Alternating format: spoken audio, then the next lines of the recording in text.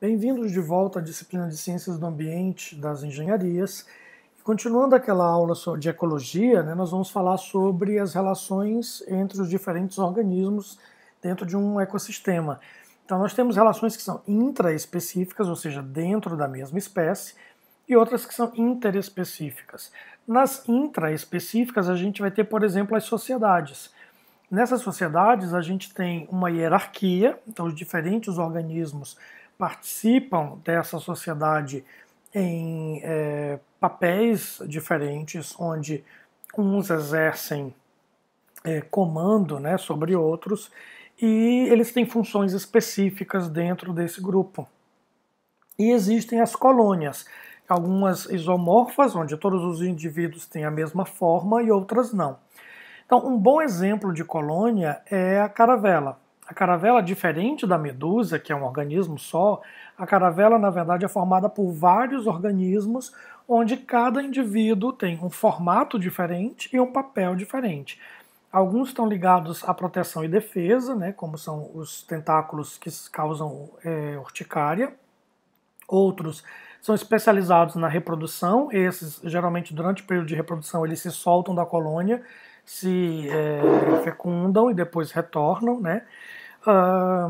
aqueles que são especializados na natação, os que são especializados na flutuação, que são esses que parecem uma bexiga, um balão, os que são especializados na digestão, então esses, os tentáculos retêm às vezes a presa, transportam isso até aqueles que são responsáveis pela digestão, e uma vez feita a digestão, eles distribuem os nutrientes para os demais membros da colônia.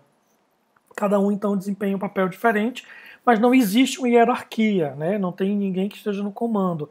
Cada um faz o seu papel sem que haja exatamente uma estratificação dentro desse grupo. Então, isso é uma colônia. Não é como na sociedade, por exemplo, nas abelhas, nas formigas, na sociedade humana, em que você tem uma estratificação social com diferentes papéis hierárquicos e com comandos de alguns indivíduos sobre outros.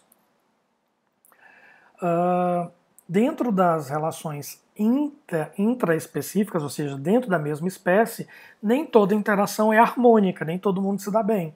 Existem as desarmônicas, por exemplo, a competição. Se nós temos o mesmo número de recursos, a mesma quantidade de recursos, e um grande número de indivíduos para competir por esses recursos, existe aí um conflito de interesses, e isso acaba levando, por exemplo, à morte de alguns indivíduos. Então essa relação é chamada de desarmônica. Por exemplo, suponhamos que um país tenha grande quantidade de petróleo no seu subsolo. Então um outro país, que tem um grande poder econômico, pode invadir aquele país para garantir a democracia do país que tem muito petróleo. Então são exemplos aí de competição por recursos que acontecem dentro da mesma espécie. Uma outra forma de relação desarmônica é o canibalismo, em que o indivíduo devora outro da mesma espécie. Isso pode acontecer por vários motivos. Por exemplo, em algumas espécies, quando a prole nasce com defeito, os pais, a mãe ou os pais, ambos os pais, devoram essa prole, porque assim ele aproveita aquele conteúdo nutricional, sabendo que aquele indivíduo não terá chance de sobrevida, a chance de sobrevida é muito reduzida. Então, acontece muito entre alguns animais esse comportamento. No caso da espécie humana, o canibalismo está muito ligado à cultura. Existem culturas em que o canibalismo acontece, geralmente ligado à crença de que, ao se alimentar do seu inimigo, você se apropria das características dele. Então, se você tem um inimigo que é muito corajoso, que batalha, que é muito forte, ao ser vencido esse inimigo, ele era devorado por toda a tribo para que essa força, essa coragem passasse para os membros da tribo que devoraram aquele inimigo. Então, claro, ainda hoje existem algumas comunidades em que o canibalismo é comum, ou é permitido, mas de modo geral a ética humana não é a favor do canibalismo, embora em situações extremas isso possa acontecer. Como um histórico acidente de avião que teve aqui nos Andes, em que as pessoas, para sobreviver, tiveram que comer os cadáveres de outras pessoas que estavam ali no gelo. Enfim, quando eu tenho a relação entre espécies diferentes, né, essas relações são chamadas de simbiose ou harmônicas, quando eu tenho interesses para as duas espécies, ou pelo menos não é prejudicial para uma enquanto a outra se dá bem. Então, o mutualismo é um exemplo de relação harmônica em que as duas espécies se dão bem, né? Se beneficiam, e elas geralmente vivem juntas e não conseguem viver separadas. Um exemplo do mutualismo são os líquens, onde eu tenho algas e fungos crescendo juntos. Então um faz fotossíntese e acaba alimentando o outro, que é o fungo, que vai dar então a estrutura, né, que vai fixar essa alga na superfície onde eles estão. Então os dois se ajudam e não conseguem exatamente viver separados.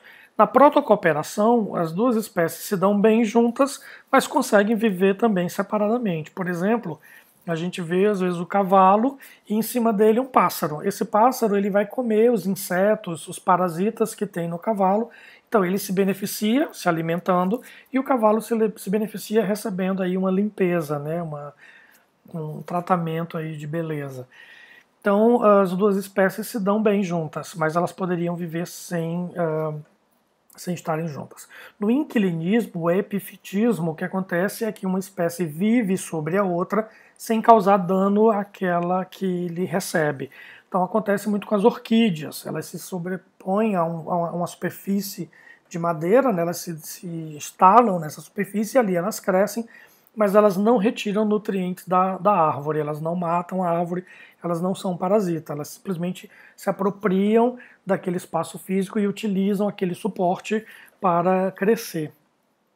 No comensalismo, uma espécie se dá bem e a outra não é prejudicada.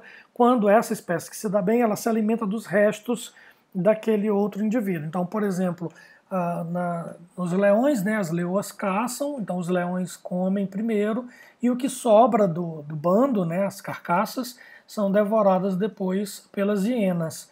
Um outro exemplo é o do peixe-piloto. Os tubarões, todas as vezes que vocês olharem algum filme, algum documentário sobre tubarão, vocês prestarem atenção, embaixo dele tem um peixinho comprido que segue ele para todo lado. Esse peixinho é o peixe-piloto. Então o tubarão devora uma presa e os pedaços que caem disso, o peixe-piloto se alimenta. O tubarão não se incomoda com ele, não perde nada com isso e o peixe-piloto se beneficia. Então isso são exemplos de comensalismo. No caso das relações desarmônicas, a gente vai ter o amensalismo ou antibiose. Como o nome diz, né, é produzida uma substância que é um antibiótico, ou seja, que vai matar o outro organismo. Esse nome aí é muito usado hoje em dia para substâncias que matam bactérias, porque a origem disso vem de fungos que cresciam no pão. E aí se deram conta, né, um pesquisador percebeu que essa substância que era produzida pelo fungo, que é a penicilina, era eficiente na eliminação de bactérias. Então o fungo ele eliminava a competição por nutrientes quando ele matava essas bactérias usando essa substância que é a penicilina. Isso também existe para outras espécies, não apenas para fungos e bactérias.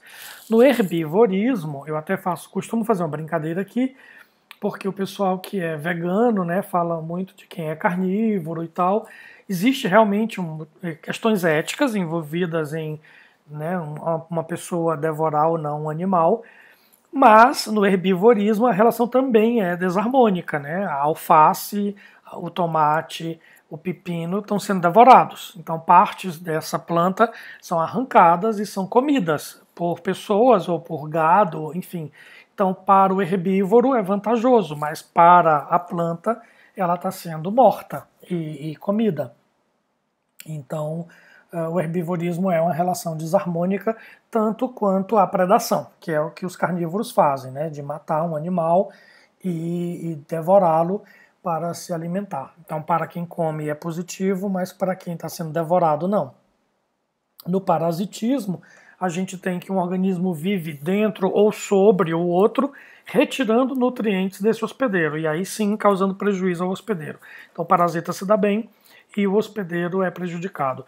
Uma coisa importante ou interessante sobre o parasitismo é que não existe apenas a retirada de nutrientes do hospedeiro, mas existe inclusive uma modificação no comportamento desse hospedeiro. Existem relatos de que, por exemplo, as pessoas com tuberculose têm uma tendência a cuspir. Elas são levadas a cuspir, esse comportamento é modificado porque, cuspindo, elas aumentam a probabilidade de contaminar outras pessoas. Não é algo racional, ela não decide contaminar, mas o parasita faz com que ela sinta vontade de cuspir e, ao cuspir, ela contamina outras pessoas. No caso da gripe, nós somos levados a espirrar para a mesma finalidade, né, com a mesma finalidade de contaminar outras pessoas e assim por diante. Então, existem exemplos, tem um parasita de peixes que ele devora a língua do peixe, se deposita naquela cavidade onde deveria ter a língua, e esses peixes, geralmente, eles deveriam migrar para regiões mais rasas, onde eles iriam se reproduzir. Só que o parasita, ele se reproduz em águas mais profundas, e aí ele acaba fazendo com que o peixe migre para um local diferente de onde ele deveria ir, para facilitar a reprodução do parasita e não do peixe. Então, os parasitas, eles têm esse papel aí, além de retirar esses nutrientes, eles também afetam o comportamento do hospedeiro. E a sinfilia ou esclavagismo é a situação em que um indivíduo escraviza o outro e obriga o outro a trabalhar por ele. Né? Então, isso não acontece só entre os seres humanos e os outros animais, né? Nós fazemos isso com vacas, com abelhas, de onde nós retiramos o mel, enfim, uma série de organismos que a gente utiliza, né, do trabalho desses organismos, a vaca produzindo leite, por exemplo, enfim. Mas outras espécies também fazem isso, né? As formigas, elas cultivam pulgões, que elas levam esses pulgões até as plantas, esse pulgão retira a seiva da planta, e ao se alimentar da seiva da planta, o pulgão excreta um líquido adocicado, que a formiga se alimenta desse líquido. Da mesma forma que a gente faz pecuária, né, e agricultura, muitas formigas também fazem. Algumas formigas retiram restos de comida, de plantas e tal, e levam para a sua toca, e lá elas alimentam fungo, esse fungo cresce e a formiga se alimenta do fungo.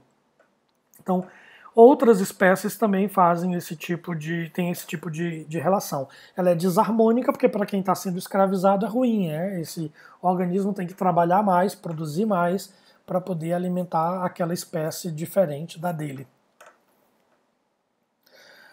Na cleptoplastia, né, ou endossimbiose, o que a gente tem é que alguns organismos eles se apropriam de partes de outro organismo que passam a fazer parte dele mesmo. Um bom exemplo disso são os cloroplastos, né? A gente tem, as mitocôndrias. A gente tem dentro de nós as mitocôndrias, que possivelmente eram bactérias que viviam fora dos organismos animais. E nós, em algum momento, os organismos mais complexos, não apenas animais, mas enfim. Então, em algum momento, nós englobamos, a nossa célula englobou essa célula de bactéria, né?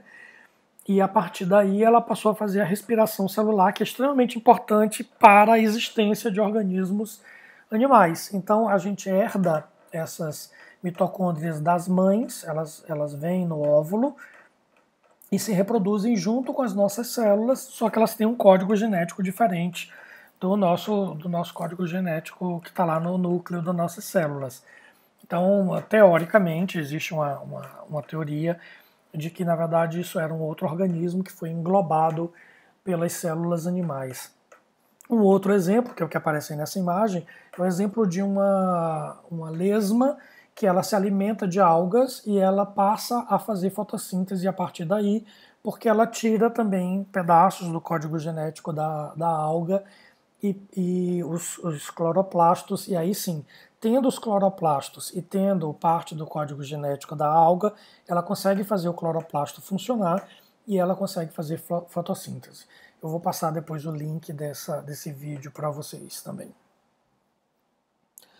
Bom, considerando essas relações entre as várias espécies, né, a gente vai ver que existem diferentes espécies e isso se apresenta, né, como uma característica de um determinado ecossistema. Existem ecossistemas com uma diversidade maior de espécies e existem ecossistemas com menor diversidade de espécies.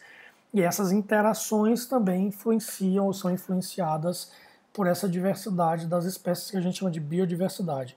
Essa diversidade de espécies ela está dividida em dois componentes principais, a riqueza e a equitatividade. O que é a riqueza? É o número de espécies que existe em uma determinada região. Então a gente vai ver, né, quantas espécies diferentes tem na floresta. Isso vai me dar a riqueza dessa floresta. E a equitatividade ela vai me dar o padrão de distribuição desses diferentes indivíduos das diferentes espécies que tem ali. Então, por exemplo, quando eu tenho uma floresta tropical, em geral eu tenho uma grande riqueza e uma excelente equitatividade, ou seja, eu tenho um grande número de espécies diferentes, mas a relação, a razão entre essas espécies é bastante próxima. Ou seja, o espaço está ocupado equitativamente por diferentes espécies. Isso não acontece, por exemplo, nas regiões mais longe da linha do Equador. Quando eu tenho regiões temperadas, onde o clima é mais frio, eu posso ter uma floresta muito rica, com muitas espécies diferentes, mas eu vejo que uma dessas espécies ela se destaca, por exemplo, na floresta de pinheiros. O que eu mais tenho é pinheiro. Depois eu tenho uma outra planta, algum musgo, eu tenho uma lebre, eu tenho um lobo, eu tenho um urso, mas a grande maioria dos indivíduos dentro daquele espaço físico são indivíduos da espécie pinheiro. Então, nesse caso, eu tenho uma riqueza elevada, mas a equitatividade não é boa, né? Uma espécie se destaca em relação às outras. Então, geralmente, em ambientes mais tropicais, a equitatividade é melhor, é maior, enquanto que nas regiões temperadas a gente vê menos isso. Uma outra coisa extremamente importante, aqui é um mapa, né, mostrando o número de espécies, é um número estimado de espécies aí distribuídas em alguns espaços físicos. Então a gente vê aquilo que eu falei, eu tenho realmente riqueza maior em lugares mais quentes, né? E além da riqueza ser maior, a equitatividade também é melhor. Mas outra coisa importante quando a gente fala sobre essa questão da diversidade é a diversidade genética. Além de eu ter espécies diferentes, eu preciso ter indivíduos com uma genética bastante diferente. Isso é extremamente importante porque a variação genética vai mostrar também quanto uma espécie aguenta aquelas mudanças, né, de estímulos, tanto externos como internos. Ou seja, se eu tiver um grupo em que todo mundo tem a mesma característica genética, se surge uma doença, essa doença pode matar todo mundo.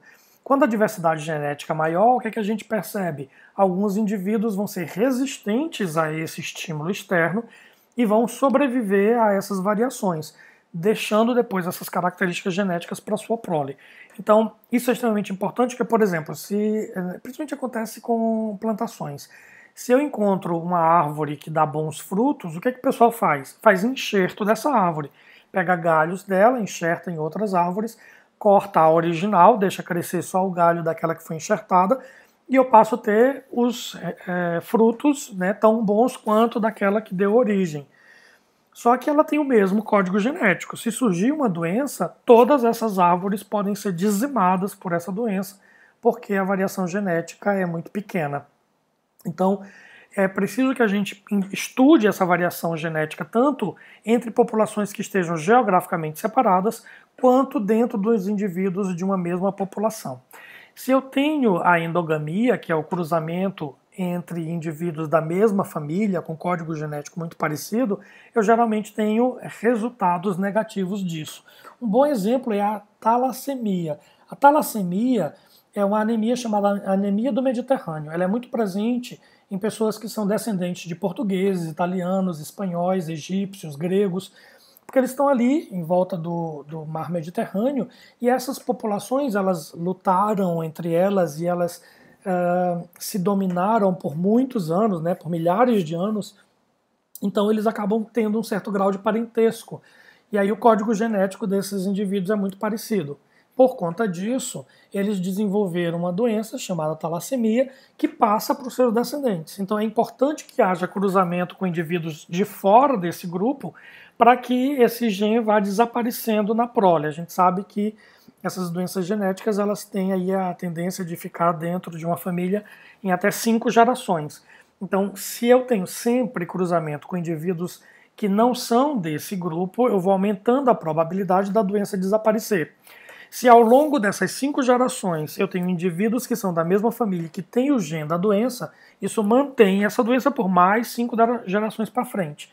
Então, como esses povos aí tiveram intercruzamento e acabaram tendo isso, né, essa doença no seu código genético, o cruzamento entre indivíduos desse grupo acaba aumentando a probabilidade da prole apresentar essa doença.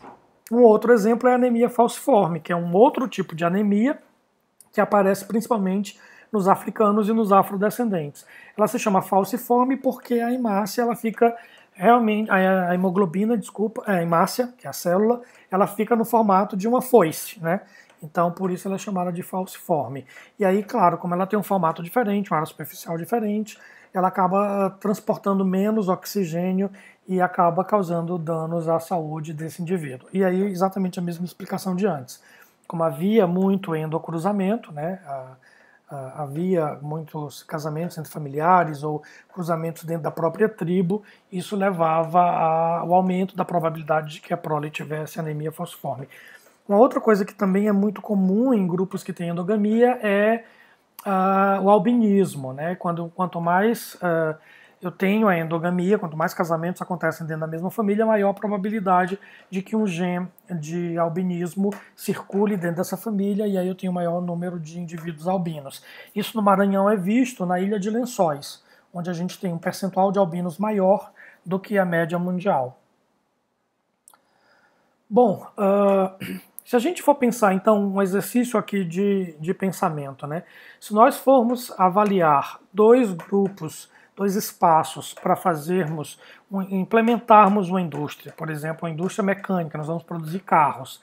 Então eu tenho um ambiente para escolher, né? Eu tenho esses espaços para escolher onde eu vou implementar o meu ambiente. Cada letra aqui representa uma espécie diferente. A minha pergunta para vocês é: onde vocês deveriam instalar esse seu empreendimento? Vejam que aqui esse tema que a gente chama de complementariedade. Eu tenho aqui, nesse ambiente maior, uma grande diversidade de espécies. No ambiente menor, aqui no nosso canto direito superior, a gente tem 3 espécies, onde a espécie A aparece muito mais do que as outras 2 espécies. Então eu tenho uma pequena equitatividade e tenho aí 3 espécies diferentes. Já no canto direito inferior, a gente tem uma diversidade maior, né, uma riqueza maior e uma equitatividade maior do que no exemplo anterior. Qual das 3 áreas nós deveríamos escolher para implementar o nosso ambiente, o nosso empreendimento? Qual causaria o menor dano? Bom, com certeza, se eu escolhesse uma área do mesmo tamanho dessas outras 2 áreas que estão à direita, dentro dessa grande área à esquerda, eu iria pegar uma maior diversidade, eu iria matar mais espécies, digamos assim, quando eu desmatasse essa região, mas vejam que essas mesmas espécies estariam representadas na área que sobrou. Então o impacto seria menor, porque eu teria representantes numa área que eu poderia, por exemplo, proteger, criar uma área aí de proteção ambiental e proteger essas espécies fora do meu empreendimento. Enquanto que se eu escolhesse as outras 2 áreas, essas espécies seriam completamente dizimadas, sendo que aquilo que aparece na figura superior, né, ela não aparece na inferior e vice-versa. Então existe o que a gente chama de complementariedade. Uma complementa a outra. Isso acontece e é comum quando a gente vai fazer realmente a implantação de um empreendimento numa área grande.